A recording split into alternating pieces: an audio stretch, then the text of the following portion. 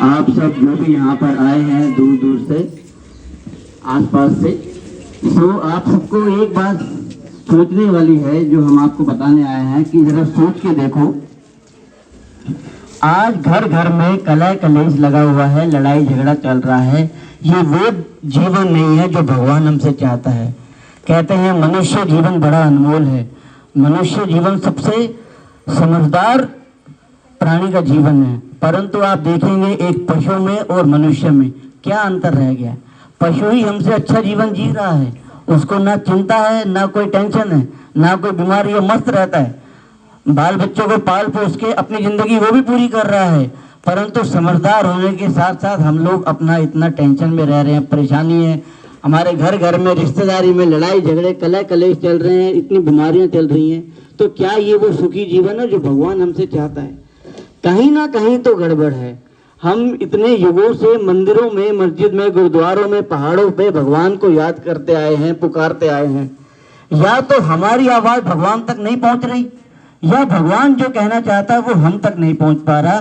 कहीं ना कहीं कनेक्शन नहीं हो रहा है।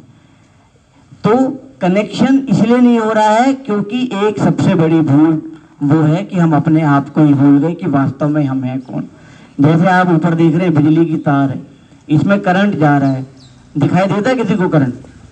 नहीं, पर लेकिन करंट तो है, हाथ लगाओगे पता चल जाएगा। फूलों में खुशबू है, पर लेकिन दिखाई तो नहीं देती, पर लेकिन महसूस हो जाएगी।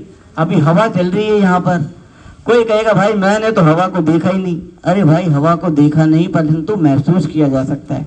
उसी प्रकार अपने आप को, अपने अंतर आत्मा को यहाँ पर, जहाँ पर हम तिलक लगाते हैं, माताएं बहनें बिंदी लगाती हैं, यहाँ पर हम अपने आप को महसूस कर सकते हैं।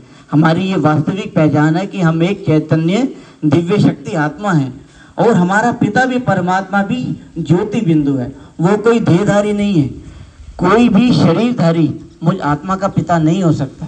तो मुझ आत्मा का पिता भी वो परमात्मा है जिसको भगवान शिव कहा जाता है सभी धर्मों के हिसाब से। किसी ने उसको नूर कहा, नूर माना प्रकाश, मुस्लिम धर्म में नूर कहा गया, वो माना प्रकाश। क्रिश्चियन धर्म में कहा गया गॉड इज लाइट, लाइट माना वो भी प्रकाश। सिख धर्म में भी कहा गया एक ओंकार निराकार सतनाम वाहिगुरु, निराकार माना जिसको यह शरीर नहीं है। तो उस प्रकार से, और हिंदू धर्म में महात्मा बुद्ध को भी किस चीज का साक्षात्कार हुआ? एक ज्योति स्वरूप का। और सबसे बड़ा धर्म शास्त्र जिसको कहा गया है वो है गीता। कहते हैं गीता जो है भगवान ने अपने मुख से सुनाई थी। गीता में भी परमात्मा के दिव्य स्वरूप की साक्षात पहचान दी गई है। जब भगवान ने कहा हे अर्जुन, तुम मुझे इन आंखों से नहीं देख सकता, मुझे देखने के लिए तुझे दिव्य नेत्र चाहिए। जब भगवान ने उसे दिव्य चक्षु दिए तो अर्जुन को क्या साक्षात्कार हुआ? अखंड महाज्योति स्वरूप, कि वो ये मेरी असली पहचान है। जब जब इस धरती पर पाप भ्रष्टाचार अत्याचार बढ़ता है, मैं पर काया प्रवेश कर प्रकृति को अधीन कर साधारण बूढ़े मनुष्य तन का आधार लेता हूँ और अनेक धर्मों का विनाश कराए एक सत्य धर्म की स्थापना कराता हूँ। तो आज आप देख रहे हैं हर मनुष्य धर्म भ्रष्ट कर्म भ्रष्ट हो चुका है, पाप भ्रष्टाचार अत्याचार अपनी चरम सीमा को पार कर चुका है। तो ऐसे समय पर क्या भगवान ऊपर बैठ के मुस्कुरा रहा होगा? क्या उसके भी जो सीने में माता पिता का दिल है वो देख रहा है जब मेरे सारे बच्चे आज दुखी हैं, परेशान है, तो क्या वो ऊपर बैठ के मुस्कुरा रहा होगा? नहीं दोस्तों, एक कहानी सुनाता हूं मैं आपको। एक बार क्या हुआ, एक राजा जा रहा था नदी किनारे सैर करने, सवेरे सवेरे का समय था। उसके मंत्री भी थे, उसके सेनापति और कुछ सैनिक भी साथ में जा रहे थे। उसको बड़ा अच्छा लग रहा था। थोड़ी दूर पर गया, उसने देखा कि थोड़ी दूर पर उसके बच्चे को कुछ सैनिक नहला रहे हैं। तो वो वहीं रुक गया, देख रहा मजे से कि हाँ भाई उसका बच्चा नहा रहा है नदी में। अचानक क्या होता है कि वो बच्चा जो है छूट जाता है सैनिकों से और वो नदी में बहने लगता है। अब राजा क्या करेगा? अब राजा भाग के जाता है और सीधा नदी में छलांग लगा देता है। परंतु राजा को तैरना नहीं आता, राजा को तैरना नहीं आता, परंतु फिर भी वो छलांग लगा देता है नदी में। क्यों? क्योंकि उसका बच्चा डूब रहा है। कुछ देर बाद सैनिक उसके बच्चे को भी बचा लेते हैं और राजा को भी बचा लेते हैं। फिर मंत्री जी पूछते हैं, राजा साहब एक बात बताओ, जब आपको मालूम है आपको तैरना नहीं आता, आपके साथ में मंत्री हैं, सेनापति, सैनिक हैं, वो बचा लेंगे बच्चों को, आप एक आदेश देते हम तुरंत बचा लेते। आपने क्यों अपनी जान जोखिम में डाली?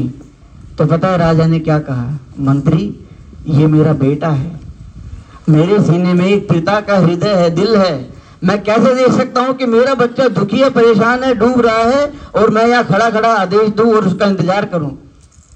छलांग लगा दी। तो सोचो, जब एक साधारण मनुष्य में इतनी करुणा भाव हो सकती है, तो वो जो हमारा जन्मों जन्मों का जो माता पिता है, भगवान, ईश्वर, खुदा, अल्लाह, जिस भी नाम से हम पुकारते हैं, तो क्या वो बैठ के मुस्कुरा रहा होगा कि आज सारे संसार में त्राही त्राही है, परेशानियां है, हाहाकार मचा हुआ है, मेरे बच्चे दुखी है? क्या वो मुस्कुरा रहा होगा? नहीं दोस्तों, ये वो समय चल रहा है जब भगवान स्वयं इस धरती पर आकर के भाग्य बांट रहा है। तेरे द्वार खरा भगवान, भगत भर ले रे झोली। तो अभी वो समय है, अभी नहीं तो कभी नहीं। आपके यहाँ पर आप देख रहे हैं इतने भाई बहनें माताएं आई हैं, सबके सब एक संदेश देने के लिए कि हमने उसे पहचान लिया, अब आप भी पहचान लें, इसमें देरी ना करें। क्योंकि भगवान कहते हैं एक बार तो मैं संदेश दे देता हूँ, फिर मानो ना मानो वो तुम्हारा अपना कर्म, अपना भाग्य है। तो आप सभी का स्वागत है यहाँ पर। प्रधान जी के यहाँ पर 4 से 5 सत्संग होता है, यहाँ पर आप आए, सीखें, समझें, और बिल्कुल पाई पैसे का भी चढ़ावा नहीं, 1 रुपया खर्च नहीं होगा आपको। भगवान अपने बच्चों से ले गए क्या, और हम भगवान को दे ही क्या सकते हैं? आप सोच के देखो।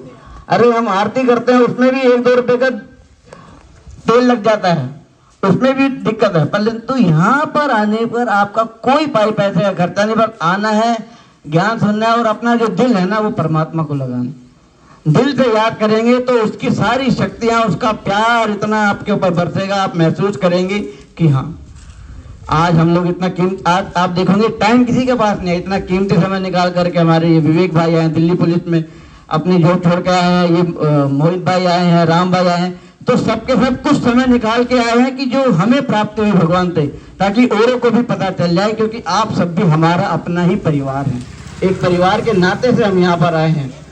तो आप सभी आइएगा, आपको बहुत अच्छा लगेगा। इन्हीं शब्दों के साथ शुक्रिया। ओम शांति।